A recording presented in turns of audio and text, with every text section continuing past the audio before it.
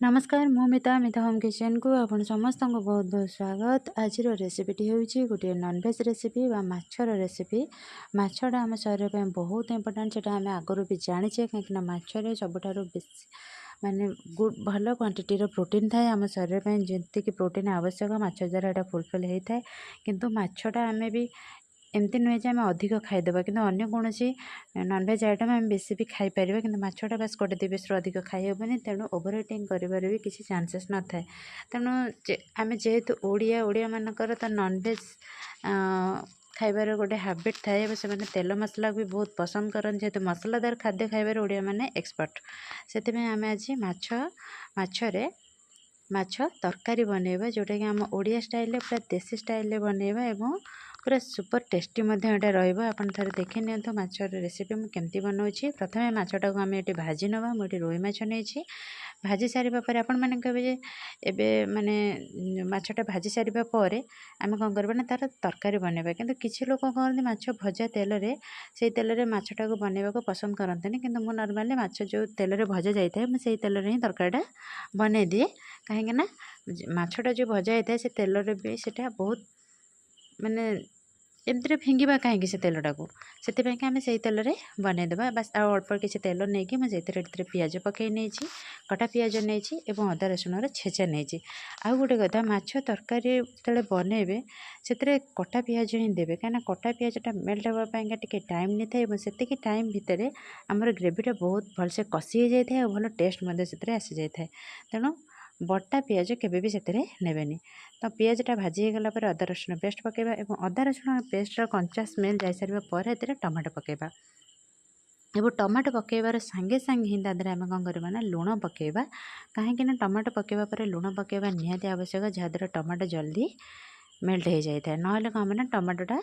सीझी न था जल्दी से आम तादरे लुणटा निहाती पकेबा आवश्यक। तापर आम तादरे हल्दी पकेबा हल्दी पकईकि एपट सेपट कर भाजी सारिबा परे तापर तादरे आम हल्दी पकईदेबा और हल्दी पकई सारा पर अल्प किसी पानी देकी भलसे कषि नवा कहीं मसला कषा निहाती दरकार और पानी दे सारा पर ही आम टे गुंड मसला पकेबा कहीं पानी नदेले गुंड मसला पकेबा द्वारा अलरेडी पियाजटा भाजी हो जाए आहरी अधिक भाजी होना गोटे पोड़ा स्मेल आसे से आम तादरे टिके पानी दे गुंड मसला पकेबा जीरा धनिया एवं लंका गुंड एतिर कौन से अधिक मसला आम व्यवहार करवानी बस से नॉर्मली आमर यूज करा जाए घरे से ही पकेबा से भी तरकारीटा बहुत टेस्टी लगे बहुत फ्लेवरफुल लगे एते टेस्टी लगे आपड़ सब नॉनवेज बारी ये आइटमटा ही बनैकी खाइबे। तापर एमती देखो एमती धीरे धीरे पानी देकिना एमती कषि चलवा धीरे धीरे कषा द्वारा कौन हम ना आमर मसलार तेल छाड़ीज मसलार तेल छाड़ा पर ही आम जाना मसलाटा भलसे कषि होपर एमती आहरी गोले ने तादरे जो पानी अंशटा था यहाँ मरीज मसला भलसे कषि हो पियाज जेहतु आम काटिकी पकईचे से मेल्ट होपर आम कौन करना तादरे कटा आलू देवा और माछ तरकारी सब बेले एमती लंबा पीस आलू और चोपा लगा आलू ही प्रिफर करेंगे कहीं चोपा लगा आलूटा ही भल लगे जेहेतु माछ तरकारी आम बड़ बड़ पीस आलू पकाचे चोपा बाहर कर खाइबार किसी असुविधा हेनी तो छोट छोट साइज्र आलू है चोपा बाहर कर खाइबार टी असुविधा है तेणु आम चोपा लगा आलू ही पकेबा ता द्वारा कौन हम ना बहुत जल्दी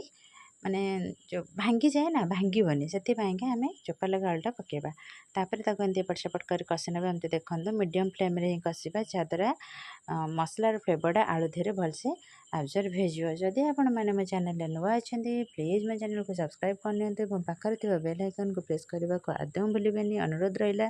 सब्सक्राइब निश्चित करूँ एवं लाइक शेयर कमेंट करूँ। जदि आपण फ्रेंड्स एवं फैमिली मेंबर्स मान भितर कम कि नॉनवेज एमती रेसिपी बनैबा को चाहते जोटा कि टेस्टी होता केवल भात सांगे ये आइटमटा हेल्ले भी खाई हो सहित फेसबुक व्हाट्सएप माध्यम निश्चित शेयर करूँ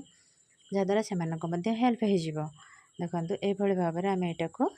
पानी देकी जिते मसला आमर पूरा भलसे कषि हो तेल बाहरी आलू भी भलसे कषि होपर आम तादरे पानी देदेबा जी आमर ग्रेवी दरकार से अनुसार आम तादरे पानी देदेबा और पानी दे सारा पर एमती गोले नवा गोले सारा पर पानीटा को फुटापी टे छाड़ा फुटीगला ही आम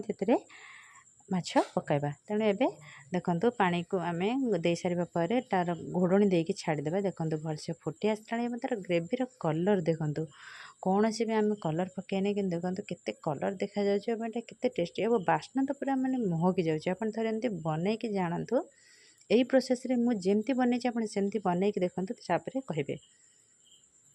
जेहेतु आलू जितेबाला अधा पाखापाखि सीझी आसो तापर आम माछटा पकेबा कहीं जेहेतु आम कंचा आलू यूज कर प्रथम माछ पकईदेले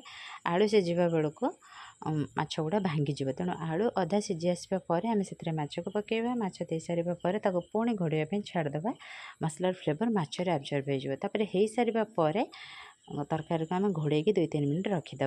जोटा कि तार ग्रेवीटा पूरा कलर आसीज देखो केते टेस्टी केते सुंदर देखा जाउछ आखि को प्रथमे तो आखि ही खाद्य खाई थाए तापर पेट को जाए जब वीडियो आपण मानक भल लगी थाए निश्चित शेयर करंतु।